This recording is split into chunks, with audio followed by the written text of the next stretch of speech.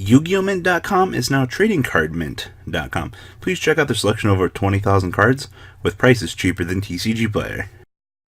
I almost forgot about this deck profile. You guys are lucky I remembered. So we're going to be profiling a little thing I like to call the Infinity Gauntlet. You get all 6 of your Infinity Stones together, snap your finger, your opponent had the PG, well, Thanos' snap has failed. So this is the sackiest RNG deck in the format. I'm going to be straight honest with you guys. But it's the most fun I've had playing the game in a while. So first up, check out our friends at TradingCardMint.com down below. Enter MCO40 on checkout. Of course, the perk for you is you get to save a little bit of money on your purchase. A specific percentage as well. And, of course, for those of you that are like, oh, Trading Card Mint's out of what I want. Next set, they'll be in stock. I personally buy from them all the time. It's definitely worth. So, how does this brick work? Well, first up, this is a concept from the SUG. I believe that this was actually the first or second list that we saw come out of the GP Akiba within the first weeks. I picked it up and it was like, alright, let's do this. So, you need 6 random blasters. You know what you get in premium? A lot of blasters. So, let's talk about this. So, the Reality Stone, and I don't have specific stone names for these. This is the Gauntlet and the thing that you're going to use to pressure your opponent.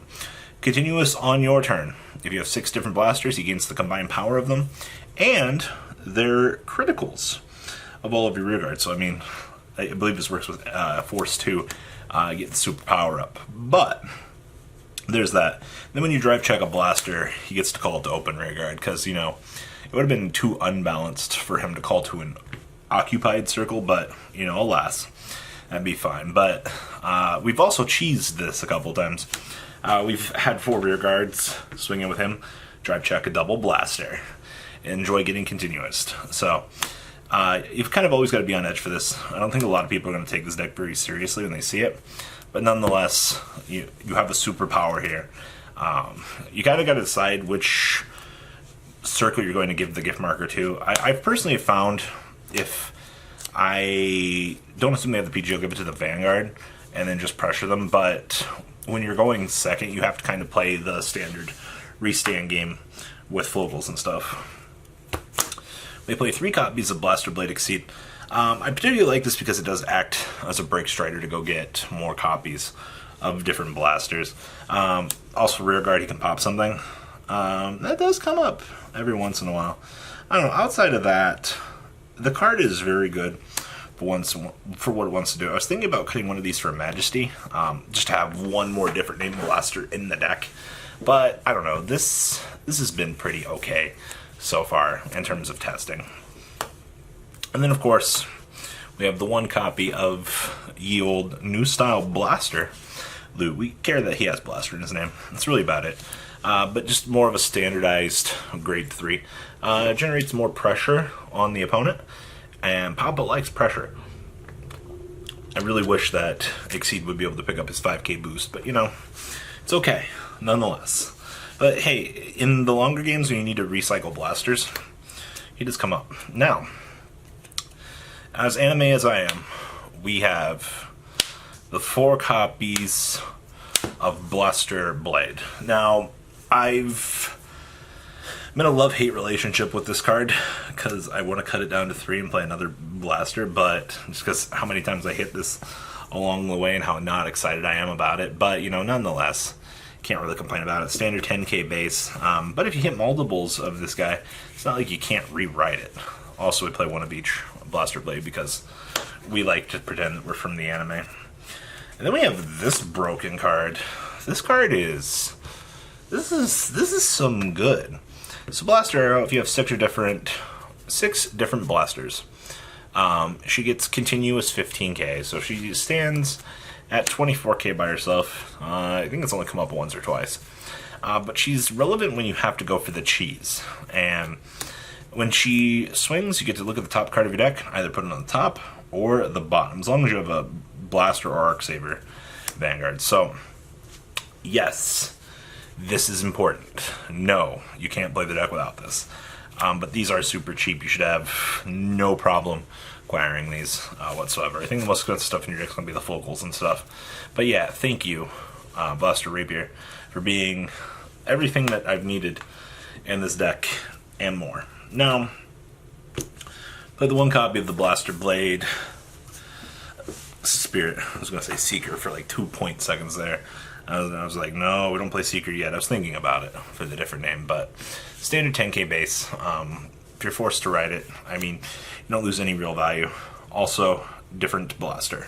That's what we care about. I want to go to 2 of this. I have the 1 copy of Blaster Dark. Now, as per the rules stating, we are allowed to play up to 4 copies of Blaster deck, any Royal Paladin deck.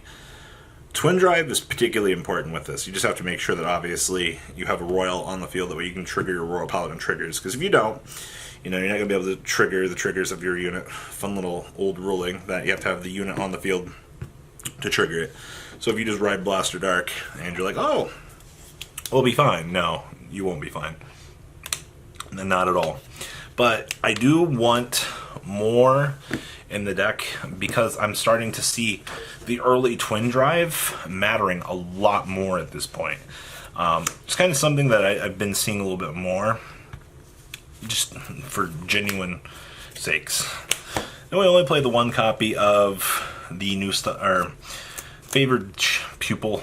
I want to play more of this too. It sucks because like I want to aggro with this card so bad on the Bargle turn because it goes into the soul and it gets a Blaster Blade. But once again, we're kind of bulking down on the Blaster Blades a little bit too much. I don't know. I also wish he had Blaster in his name, but you know, it's really hit or miss with wanting to play more than one of these. But in terms of aggression and value, when it goes, it goes. I don't know. Just in the games where you have to go second with Swordsman, it would just be more value to have them. But you can't change what you're trying to do in the deck. I mean, I guess you can. Now, this is probably something you can look around and adjust, but this was the thing that made the deck so unique. So for 2 Counterblast, Vanguard, Rearguard, call a blaster unit from your deck, and it has to be grade 2 or less. So you can't actually cheese out the Super Blaster Blade Exceed or any of that. But you can call over her, which is why we actually like this card. Not that it really comes up, but I mean, you do get the option to. But CB2 Call Blaster, value for the Infinity Gauntlet. And of course, 1 copy of ye old, what's this thing? It just, yeah, just our old resistor that has Blaster in her name. I was going to say, I didn't think she was too much better than that. We have 4 copies of Bargle. With the Blaster Blade, you need the counter charging, you need the aggression to punish the opponent right here. It lets you do it. It's so good. 2 copies of, I wish I had $100 to upgrade these so that they don't look so bad in my deck, but have that. Just standard on hit, bounce back to the hand for more pressure. And the 1 copy of Blaster Naoki. Outside of that, there's that.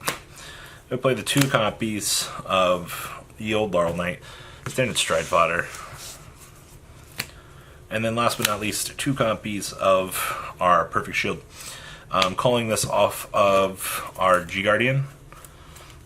Haha. And then getting to trigger the effect of it.